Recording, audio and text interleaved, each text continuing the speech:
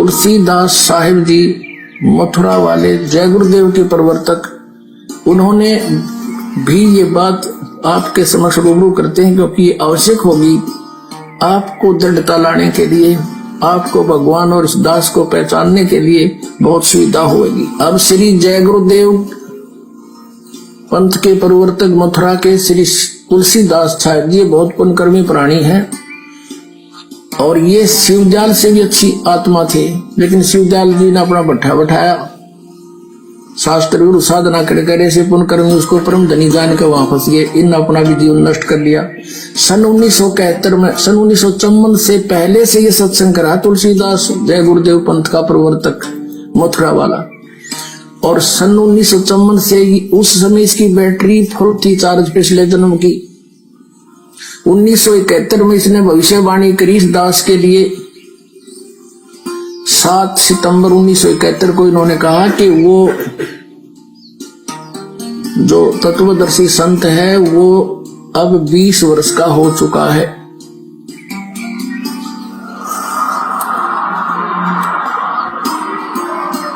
सात सितंबर 1971 को इसने भविष्यवाणी की कि वो 20 वर्ष का हो चुका है। दास का जन्म 8 सितंबर 1951 को हुआ। 7 सितंबर 1971 को पूरा 20 वर्ष का हो चुका था।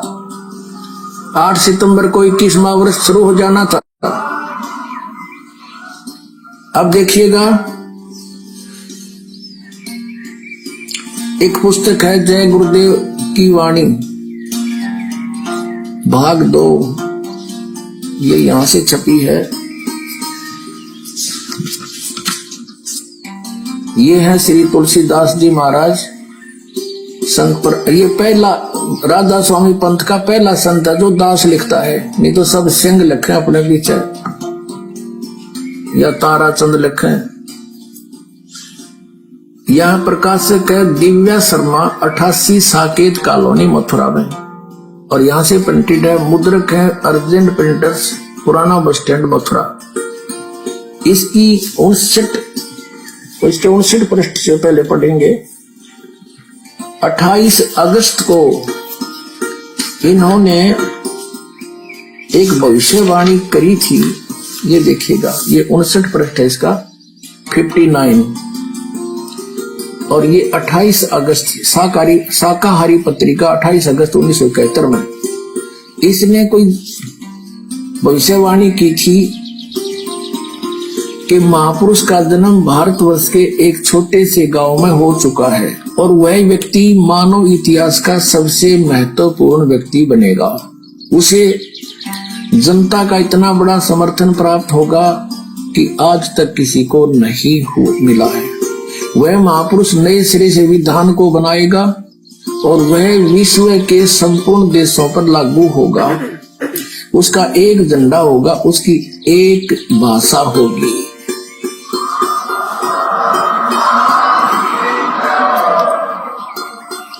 अब ये स्टेटमेंट, ये भविष्यवाणी समझो या सच्चाई, क्योंकि भविष्यवाणी तो है आगे की, इसने तो बता दिया कि हो चुका है। ये 28 अगस्त को इसने ये स्टेटमेंट दी। फिर लोगों ने पूछा जी कौन है, कहाँ है बताओ। तो फिर आगे 7 सितंबर को, यानी इस 50 पृष्ठ पर लिखा है, इसके बाद देखिएगा, इसी पुस्तक के 50 पृष्ठ पे लिखा है। शाकाहारी पत्रिका 7 सितंबर 1971 वाली, इस दिन स्टेटमेंट दी इन्होंने कि क्या दिया, 7 सितंबर 1971 को वो 20 वर्ष का हो चुका है। दास का जन्म 8 सितंबर 1951 को हुआ। 7 को दास पूरा 20 वर्ष का हो गया और 8 को 21 माह शुरू हो गया। यहाँ कहा इसने कि वह अवतार जिसकी लोग प्रतीक्षा कर रहे हैं 20 वर्ष का हो चुका है 7 सितंबर 1971 को। यदि उसका पता बता दूं तो लोग पीछे पड़ जाएंगे। अभी ऊपर से आदेश बताने के लिए नहीं हो रहा है। मैं समय का इंतजार कर रहा हूं और सभी महात्माओं ने समय का इंतजार किया है। समय आते ही सबको सब कुछ मालूम हो जाएगा। बोलो सतगुरुदेव।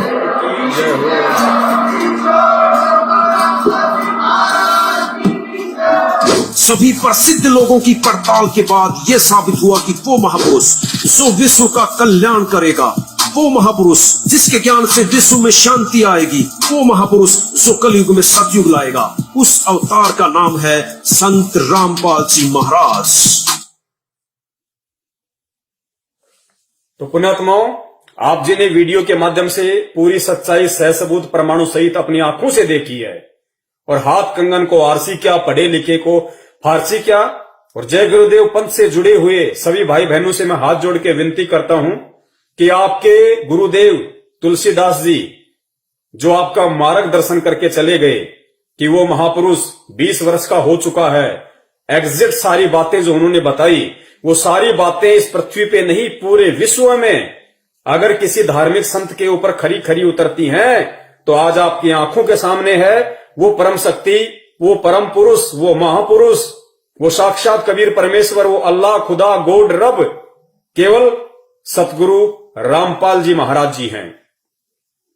प्रार्थना कर सकता हूं, विलंब ना करें, प्रमाण आपके सामने हैं, सबूत आपके समक्ष हैं।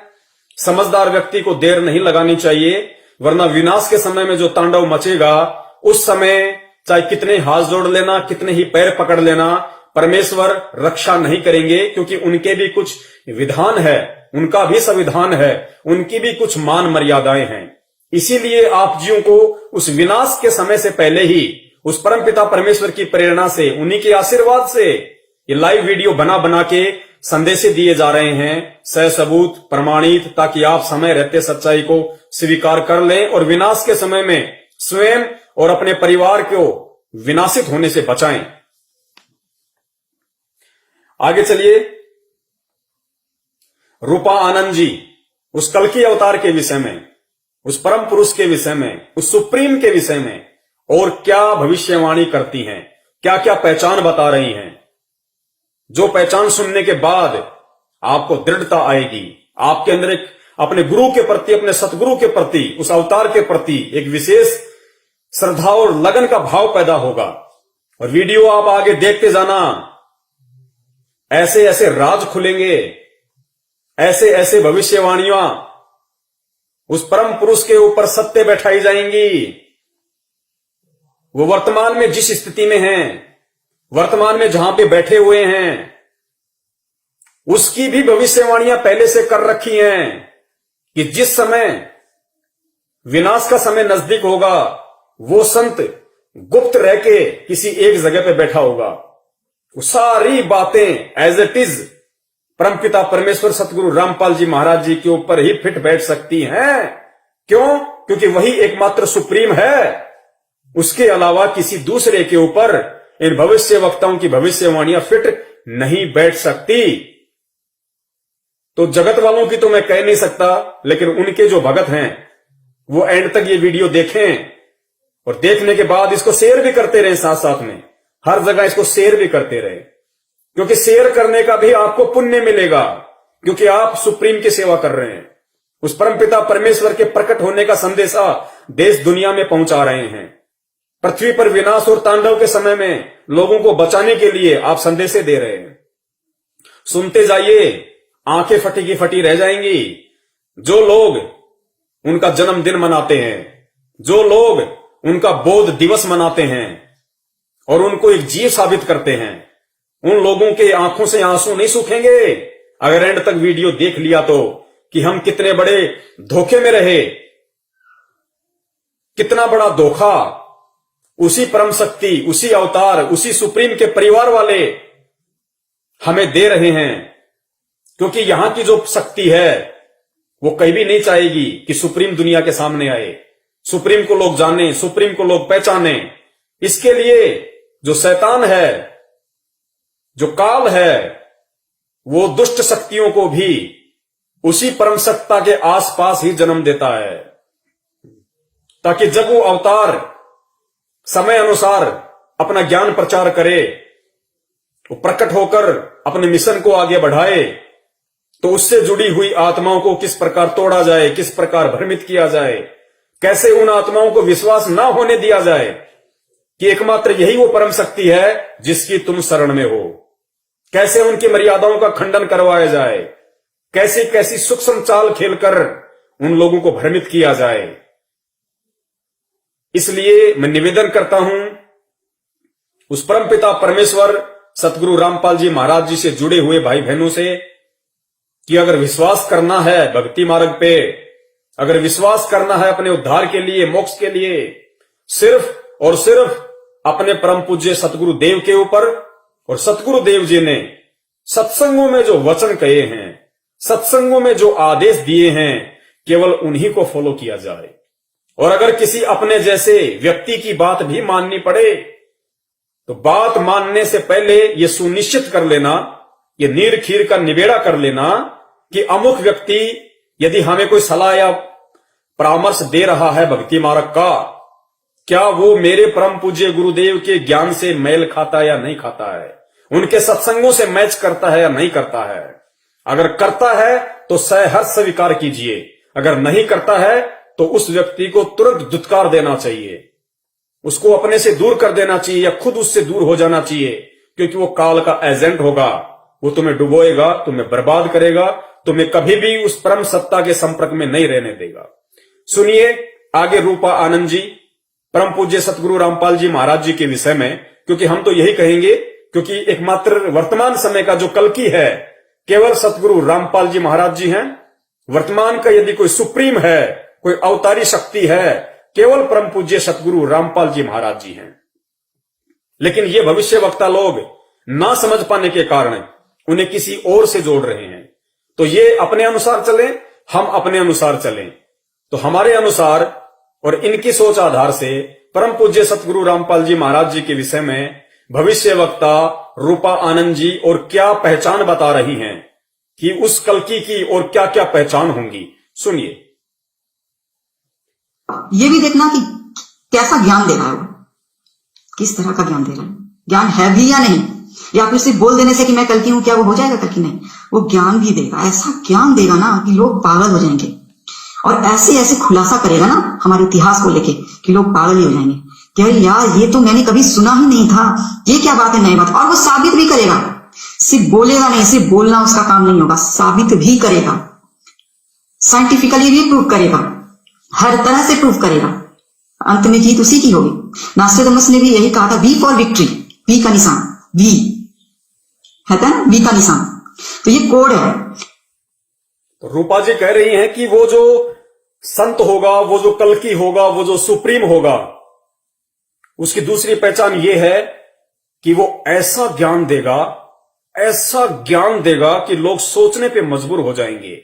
इतिहास को लेके, इतिहास क्या, धार्मिक सदग्रंथ, वेद, कुरान, पुराण, बाइबल, इन सब को लेके वो ज्ञान देगा, वो रहस्य खोलेगा, वो बातें बताएगा कि लोग सुन के हैरान हो जाएंगे कि यार आज से पहले तो हमने कभी ये सुना ही नहीं, किसी ने बताया ही नहीं।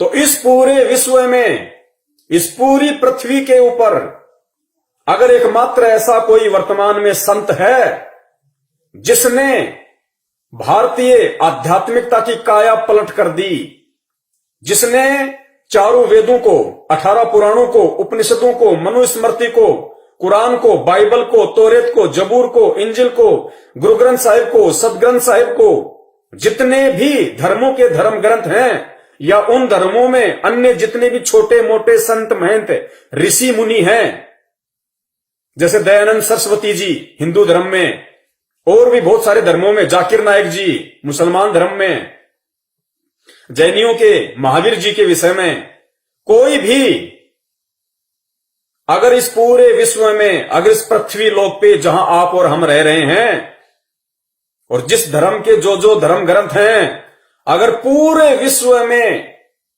सार्वजनिक तौर पर टीवी चैनलों पर अगर इन सदग्रंथों की सच्चाई और हकीकत और वो परम शक्ति जिन्हें हम अजन्मा अविनाशी मानते आए हैं, सुनी सुनाई बातों के आधार पे, ब्रह्मा विष्णु महेश जी, दुर्गा जी, देवी देवता, इंद्र जी, उनके विषय में ऐसे ऐसे खुलासे अगर इस पूरे विश्व में, इस पृथ्वी पे अगर सार्वजनिक तौर पे जिस वेद व्यास जी ने ये ग्रंथ लिखे हैं, उन्होंने भी क्या क्या गलतियां कर दी लिखने में। जिन बड़े बड़े लोगों ने, मनु जैसे लोगों ने वेद लिखे, उन्होंने भी लिखते समय अनुवाद में क्या क्या गलतियां कर दी। और वर्तमान के जो धर्म के ठेकेदार हैं, जो वेदों को सामने रख के अपने भक्तों को सत्संग सुनाते हैं, वो कितना कुप्रचार कर रहे हैं, अध्यात्मता को ना समझ के कितना उल्टा ज्ञान प्रचार कर रहे हैं।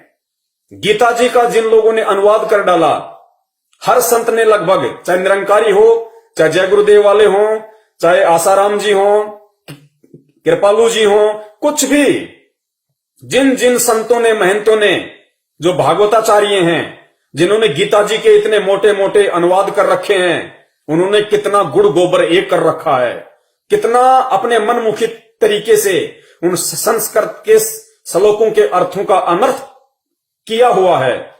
उन गलतियों को भी यदि इस विश्व में पहली बार किसी ने सार्वजनिक किया है, केवल परम पूज्य सतगुरु रामपाल जी महाराज जी।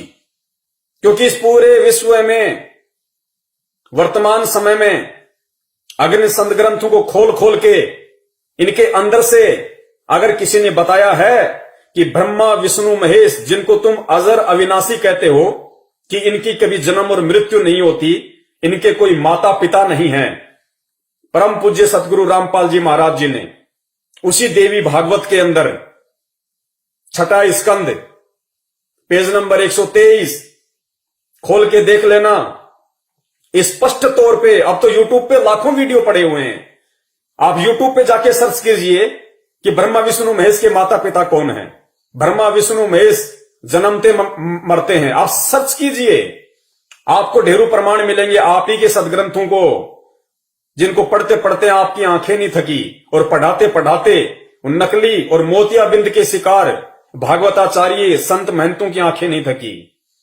कैसा उल्टा ज्ञान प्रचार कर गए। इन्हीं शास्त्रों में लिखा हुआ है कि ब्रह्मा विष्णु महेश की भी जन्म और मृत्यु होती है।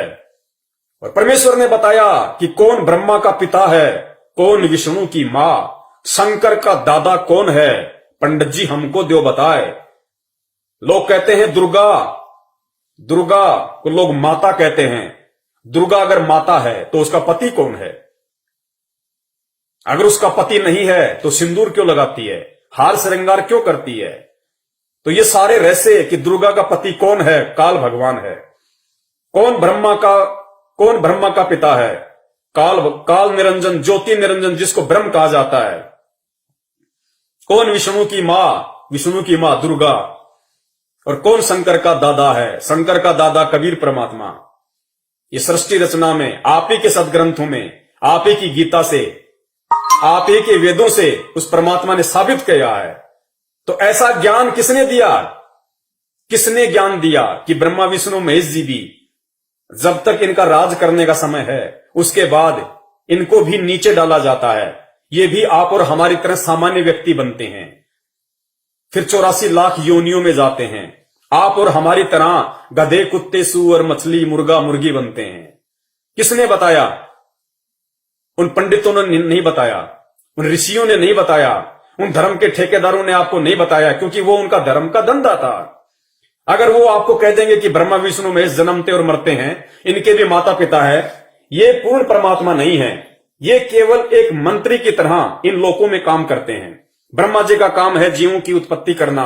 किसके आदेश से? दुर्गा और काल के आदेश से। दुर्गा और काल किसके आदेश से चलते हैं? उस परमपिता परमेश्वर कबीर साहिब जी के आदेश से, जो सतलोक में रहता है, सचखंड में रहता है। अगर ये लोग ये बातें बता देते, कहीं से इनको मालूम भी पड़ जाता थोड़ा बहुत, तो फिर दुनिया इनसे पूछती, इनसे सवाल करती कि भाई अगर ब्रह्मा विष्णु महेश भी भगवान नहीं है, अगर इनकी भी जन्म और मृत्यु होती है, तो फिर भगवान है कौन? तो फिर इनको भगवान का नहीं पता। ये क्या बताते लोगों को? इनका धंधा ठप हो जाता, इनका पेट, इनकी रोजी रोटी जो इन धर्म शास्त्रों के ऊपर टिकी हुई है, तो टिकी हुई थी, इनका धंधा चौपट हो जाता। ये और इनके बच्चे भूखे मरने की नौबत पे आ जाते। इसलिए इन्होंने सच्चाई समाज को नहीं बताई। तो ये खुलासे किसने किए? किसने खुलासा किया कि जिस इंद्र भगवान को बहुत बड़ी परम शक्ति मानी जाती है, जिसको स्वर्गलोक का राजा माना जाता है, जब वो अपना राजकार्य पूरा कर लेता है इंद्र, उसके बाद में सीधा वो पृथ्वीलोक पे आके गधे की योनि प्राप्त करता है, गधे की, जिसके ऊपर कुम्हार 2.5 मन का बोरा रख के सारा दिन ईंटें ढोता है। कौन बनता है? इंद्र देवता। किसने खुलासे किए? किसने बताया? किसने बताया वेदों को खोल के? किसने प्रमाणित किया कि पूर्ण परमात्मा जिसने सारी सृष्टि रची है, ब्रह्मा विष्णु महेश भी जिसके ही पुत्र हैं, उसी की आत्मा है। दुर्गा भी उसी की आत्मा, उसी की बेटी है। दुर्गा से ऊपर जो ब्रह्म है, जो काल भगवान है, जो गुप्त रहता है, किसी के सामने नहीं आता, जो प्रतिदिन 1 लाख आत्माओं का भोजन करता है। हम मरते हैं, हमारे पूर्वज मर गए, कहां जा रहे हैं? लिख दिया जाता है स्वर्गलोक, स्वर्गलोक, स्वर्गलोक। जाते हैं सीधा तपतशिला के ऊपर, भून भून के खाता है। किसने रहस्य उजागर किया? तो ऐसा ज्ञान रूपा आनंद जी की भविष्यवाणी के अनुसार ये रहस्य किसने खोला? किसने कहा कि जो व्यक्ति श्राद्ध निकालेगा, जो व्यक्ति तर्पण करेगा, जो व्यक्ति बरसोदी पितृ पूजा, 13वां 12वां ये सारी पाखंड जो क्रियाएं करेगा, क्योंकि हमें बताई किसने? उन्हीं धर्म के ठेकेदारों ने, जो इन धर्म के ठेकेदार बने हुए थे, इन वेदों के ज्ञाता बने हुए थे, जिन्हें वेदों का भी नहीं पता था। उन लोगों ने पूरे समाज को भ्रमित किया, पूरे देश को उन्होंने भ्रमित किया। आज उस भ्रमणा से बाहर कौन निकाल रहा है? कौन हमारे को सत्य भक्ति दे रहा है? कौन हमारे को इस 84 लाख योनियों से मुक्त होने का रहस्य बता रहा है? कौन हमारे को वो सत्संग, वो आरती, वो मंत्र दे रहा है, जिनके प्रभाव से हम यहां भी सुखी हो सकते हैं, यहां भी हम सुख प्राप्त कर सकते हैं, और शरीर त्यागने के बाद हम इस 84 लाख इस जन्म मरण के रोग से, जिस रोग से ब्रह्मा विष्णु महेश भी नहीं बच सकते, उस रोग से हमें केवल यही परमपिता परमेश्वर संत रामपाल जी महाराज और इनके द्वारा जो भक्ति मंत्र, जो साधना दी गई है, एकमात्र यही वो हथियार है जो इस काल के जाल को काट सकता है, इस आत्मा का उद्धार, आत्म कल्याण कर सकता है। किसने खोले ये रहस्य? ऐसा ज्ञान किसने दिया? जिसने भी सुना उसकी नसें फट गई कि यार आज से पहले तो हमें ये किसी ने बताया ही नहीं, आज से पहले तो हमने किसी संत महंत बाबा से सुना ही नहीं। हम जिसके भी सत्संग सुनने गए, सामने बैठा, पद्मासन लगाया, माइक हाथ में लिया, रटा रटाया राग, आधा घंटा 1 घंटा आलापा, भक्तों में प्रसाद बांटा, अपने घर पे आ गए। किसने ये ज्ञान दिया कि मंदिर में भगवान नहीं है, मस्जिद में भगवान नहीं है, गुरुद्वारे में भगवान नहीं है? किसने ज्ञान दिया कि मूर्ति में परमात्मा नहीं है?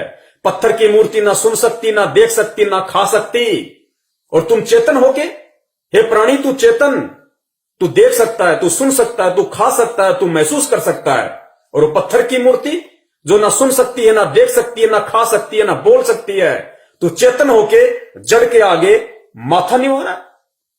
तू चेतन होके जड़ के पैरों पे पानी डाल के चरणामा समझ के पी रहा है। तेरे से बड़ा दुर्बुद्धि इंसान कौन होगा? तुझे भगवान ने क्यों मानुष तन दिया? क्यों 84 लाख योनियों से भिन्न तेरे को ये शरीर दिया परमात्मा ने? केवल अपनी पहचान करवाने के लिए। क्यों तुझे परमात्मा ने शिक्षा दी? इस वर्तमान समय में तुझे पैदा करके परमेश्वर ने तुझे अक्षर ज्ञान क्यों कराया? तुझे शिक्षा क्यों दी? ताकि तू अपने धर्म के इन धर्म ग्रंथों को पढ़ सके, समझ सके, किसी तत्वदर्शी संत की पहचान कर सके, जान सके उसके विषय में, और अपना आत्म कल्याण करवा सके। इसलिए परमात्मा ने तुझे सुंदर मानव दे दी है, तुझे ये बुद्धि बख्शी है उस परम पिता परमेश्वर ने, और तू ये सारी चीजें प्राप्त करके भी एक जड़ के ऊपर, एक पत्थर के ऊपर आश्रित होके बैठा है। तेरा आत्म कल्याण कैसे होगा? तो इस पूरे विश्व में सभी धर्मों के धर्म ग्रंथों को खोल खोल के ये गूढ़ रहस्य जो सतयुग से लेके आज तक किसी ने नहीं बताया, किसने बताया, किसने समझाया? केवल इस कल्कि ने, केवल इस सुप्रीम ने, परम पूज्य सतगुरु रामपाल जी महाराज जी ने। और पूरे विश्व में वर्तमान समय में ऐसा कौन वो एकमात्र संत है, महापुरुष है, जिसने शंकराचार्यों से लेके जितने भी संत महंत हैं जो आध्यात्मिक पद पे विराजमान हैं, उन सबको आध्यात्मिक ज्ञान चर्चा के लिए, इन शास्त्रों पे डिबेट के लिए आमंत्रित किया, उनको निमंत्रण पत्र भेजे, अपने सेवकों के माध्यम से उनके पास संदेश भिजवाए कि भाई आओ, तुम भी संत हो, मैं भी संत हूं। संत का काम समाज सुधारना है, आत्माओं का उद्धार करना है। क्यों ना हम सब एक मंच पे इकट्ठे हो जाएं। तरह तरह के वचन, तरह तरह की विचारधाराएं समाज में जा रही हैं, दुनिया भ्रमित हो रही है। किस संत को अच्छा माने, किसके ज्ञान को अच्छा माने, क्या सही है क्या गलत है, लोग भ्रमित हो रहे हैं। तो एक मंच पे आओ। और गुरुदेव ने कहा कि भाई यदि तुम्हारा ज्ञान सत्य होगा और यदि तुम शास्त्रों में जो बातें तुम बोलते हो कि ब्रह्मा विष्णु महेश कभी जन्मते नहीं, मरते नहीं, इनके कोई माता पिता नहीं, ये तो अजर व अमर हैं, इस बात का यदि इन शास्त्रों में यदि कोई प्रमाण दिखा दोगे तो मैं तुम्हारी बात को मानूंगा और मैं भी तुम्हारा शिष्य बन के तुम्हारी भक्ति करूंगा। और अगर प्रमाण नहीं है और यदि मैं प्रमाण दिखा दूं तो तुम्हारे को मानना पड़ेगा। कोई नहीं आया, कोई भी नहीं आया। डंके की चोट पे परमात्मा ने साधना टीवी चैनल के माध्यम से, अन्य टीवी चैनलों के माध्यम से पूरे हिंदुस्तान के आध्यात्मिक जगत के इन संतों को, महंतों को और यहां तक कि मुस्लिम धर्म के जाकिर नायक जी को खुले तौर पे उस परमपिता परमेश्वर सतगुरु रामपाल जी महाराज जी ने आमंत्रित किया, निमंत्रण पत्र भेजा। आज तक किसी माई के लाल की हिम्मत नहीं हुई कि हम परम पूज्य सतगुरु रामपाल जी महाराज जी से जाके इन आध्यात्मिक क्षेत्र में, इन सदग्रंथों के ऊपर, इन धर्मशास्त्रों के ऊपर डिबेट कर सके। क्यों? क्योंकि सत्संग सबने सुन रखे संत रामपाल जी महाराज जी के, और उनको अच्छे से पता था कि प्रमाणों के आधार पे, सदग्रंथों को आधार बना के तुम संत रामपाल जी महाराज जी के सामने 5 मिनट भी टिक नहीं सकते। और जनता शिक्षित है। अब पहले वाली जनता नहीं है कि लोग पागल हैं, लोग मूर्ख हैं, जो ज्यादा संस्कृत बोल देगा तो लोग तालियां पीट देंगे। नहीं, लोग शिक्षित है, सबके पास एंड्रॉयड मोबाइल हैं। गीता जी का कौन सा अध्याय, कौन सा श्लोक, यजुर्वेद, अथर्ववेद, सामवेद, ऋग्वेद का कौन सा अध्याय, कौन सा श्लोक, कौन सा सूक्त, कौन सा मंडल क्या बोलता है, हिंदी में अनुवाद है, संस्कृत में अनुवाद है, अंग्रेजी में अनुवाद है, हर भाषा में ट्रांसलेट है।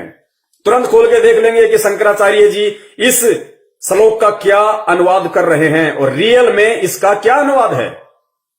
इसलिए ये परमेश्वर ने आप और हमारे को शिक्षा दी ताकि हम भ्रमित ना हो, किसी के बहकाव में ना आए। मानव जन्म हमें मिला है, हमें इसकी सार्थकता का पता चले, हमें इसकी महत्वता का हमें मालूम पड़े कि समय हाथ से निकलता जा रहा है। परमपिता परमेश्वर तत्वदर्शी संत के रूप में धरती पे प्रकट है। अगर हिंदू का आत्म कल्याण होगा तो संत रामपाल जी महाराज जी की शरण में आके होगा। अगर मुसलमान का आत्म कल्याण होगा तो संत रामपाल जी महाराज जी की शरण में आके होगा। अगर जैनी और सिख धर्म या ईसाई धर्म के किसी व्यक्ति का, किसी बहन भाई का आत्म कल्याण होगा या हो सकता है, केवल परम पूज्य सतगुरु रामपाल जी महाराज जी की भक्ति साधना को अपना कर ही हो सकता है। अन्य कोई भी मंदिर, मस्जिद, गुरुद्वारा, पीर, फकीर, मजार ये तुम्हारा आत्म कल्याण नहीं कर सकते। तुम्हें अंत में गधे, कुत्ते और सूअर की योनि में ले जाके छोड़ेंगे। इस बात को गांठ बांध लेना और वीडियो ध्यान से सुनते जाना। तो रूपानंद ने कहा कि वो संत है ना, ऐसी बातें बताएगा, ऐसा ज्ञान देगा कि लोग सोचने पे मजबूर हो जाएंगे। तो जो लोग उस अवतारी महापुरुष संत रामपाल जी महाराज जी के संपर्क में आ चुके हैं, जो लोग उनके सत्संग सुनते हैं, उनका सिर चकरा गया सत्संग सुनते ही कि हे भगवान कहां छुपे बैठे थे, हे परवरदिगार, हे परमपिता परमेश्वर, असंख्य युगों से हम आपके तलाश में ढूंढते ढूंढते मर गए मालिक, आपने कैसे हमारा हाथ पकड़ लिया। ये ज्ञान आज से पहले कहां छुपा था। हम रोज गीता पढ़ते थे, रोज हम गीता का पाठ करते थे, बहुत सारे संतों की शरण में गए, उनके सत्संग सुने। उन्होंने तो कभी ये बातें जो लिखी हुई है, जो आज हमारी आंखों के सामने, आज हमारी समझ में आ रही है, उन्होंने ना कभी ढंग से पढ़ाया, ना उन्होंने कभी बताया, ना उनको मालूम। हे परमात्मा, हमारे अहोभाग्य। तो ऐसा ज्ञान रूपा आनंद जी अगर इस पृथ्वी पे किसी ने दिया है, इंटरनेट पे सर्च करके देख लेना, संत आसाराम जी के सत्संग करके देख लेना, श्री कृष्ण से ऊपर उनकी बुद्धि नहीं है। निरंकारियों के सत्संग सुन के देख लेना, वो तो भगवान को मानते ही निराकार हैं। अन्य किसी धर्म ग्रंथ वालों के सत्संग सुन के देख लेना, कचरा मिलेगा, कचरा। धर्म के नाम पे, सच्चाई के नाम पे सिर्फ कचरा। सारे के सारे मूर्ति पूजक, उल्टा ज्ञान उनके पास में, कुछ नहीं। तो सर किसने चकराया? संत रामपाल जी महाराज जी ने ज्ञान देके और भगत का सर चकरा दिया कि परमात्मा अहोभाग्य, आज से पहले ना सुना ना देखा। सब लोग यही रट्टा रट रहे थे, ब्रह्मा विष्णु महेश से ऊपर कोई नहीं, उनसे ऊपर कोई नहीं। अरे उनसे ऊपर तो बहुत हैं, उनसे ऊपर तो उनकी माता दुर्गा है, दुर्गा से ऊपर दुर्गा का पति काल भगवान है, ज्योति निरंजन, जिसको ब्रह्म बोलते हैं, जो 10वें द्वार पे बैठा रहता है। उससे ऊपर अक्षर पुरुष है। गीता जी अध्याय नंबर 15 श्लोक नंबर 17, 2 इमो पुरुष च लोक उत्तम पुरुष तू अन्य परमात्मा इति उधारते। इन सदग्रंथों के श्लोकों का, इन शास्त्रों का ये गुप्त भेद, गुप्त रहस्य किसने बताया इस पृथ्वी पे? केवल परम पूज्य सतगुरु रामपाल जी महाराज जी ने। अब आप एक बात बताइए, कल्कि कह रहे हैं कि जो कल्कि कलयुग के एंड में आना है, अरे वो तो ये खुद कहते हैं कि सफेद घोड़े पे आएगा, हाथ में उसके तलवार होगी। अरे जिसके हाथ में तलवार होगी उसके ज्ञान का क्या लेना देना उसको? वो तो लोगों का सत्यानाश करेगा कल्कि। तो वो तो जो अधर्मी आत्मा होंगी उनको कोई सत्संग सुना के थोड़े ना कोई बदलेगा। सत्संग तो उनके आसपास ही नहीं है। सत्संग तो श्री रामचंद्र जी के आसपास नहीं था, श्री कृष्ण चंद्र जी के आसपास नहीं था। सत्संग वर्तमान के शंकराचार्यों के आसपास नहीं है। वो तो हाथ में 6 फुट की तलवार लेके आएगा भैया, 6 फरस की। वो तो गाजर मूली की तरह काटेगा। उसका काम ही केवल यही होगा, इसीलिए आएगा। वो ज्ञान देने नहीं आएगा, वो सत्संग सुनाने नहीं आएगा। अरे जो विष्णु जी के लोक से आएगा, जिसकी बुद्धि विष्णु जी से ऊपर नहीं है, जो सतयुग में भगवान विष्णु का पुजारी था, वो विष्णु से ऊपर किसको मानेगा? और उसकी शरण में आके तुम कौन सा अपना आत्म कल्याण करवा लोगे? जो हाथ में तलवार लेके आएगा वो तो काट के ही कल्याण कर सकता है। तो मानव शरीर से काट दिया तो अगला जन्म गधे का तैयार है, सूअर का तैयार है, फिर तेरे को कसाई काटेगा।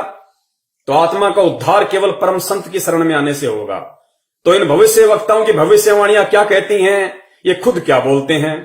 अब इन भविष्य वक्ताओं की जो बुद्धि है, जो दृष्टि है, वो टिकी है विष्णु अवतार कल्कि के ऊपर, और बातें कर रहे हैं ज्ञान की कि ऐसा ज्ञान देगा, ऐसी ऐसी बातें बताएगा। अरे कल्कि और ये ज्ञान 36 का आंकड़ा है ज्ञान का, और कल्कि भगवान का ज्ञान उनके आसपास भी नहीं होगा भैया। तो इनकी बुद्धि भ्रष्ट है, इन भविष्य वक्ताओं की। इनको खुद नहीं पता कि है क्या। ये तरह तरह के लोगों की भविष्यवाणियां सुन के अपने वीडियो बना बना के यूट्यूब पे डाल रहे हैं, देश दुनिया को भ्रमित कर रहे हैं। तो सच्चा रहनुमा, वो सच्चा परमात्मा, वो सत्य कल्कि अवतार वर्तमान का, कलयुग का अवतार केवल परम पूज्य सतगुरु रामपाल जी महाराज जी हैं, जो इनकी प्रत्येक पहचान के ऊपर सोने की तरह खरे उतर रहे हैं। ये आप जी खुद नोट करते जाना, खुद अपनी आंखों से देखते जाना, विचार करते जाना। मेरा मकसद किसी की बुराई या निंदा करना नहीं है, और ना मैं किसी की बुराई निंदा कर रहा हूं, ना मैं किसी की कर सकता। लेकिन परमेश्वर की वाणी है, मालिक की एक वाणी है कि साचा शब्द कबीर का प्रकट किया जगमाही, और जैसे को तैसा कहे सो तो निंदा नहीं। सत्य को सत्य कहना निंदा नहीं होती, लोगों का जीवन सत्यानाश होने से बचाना है।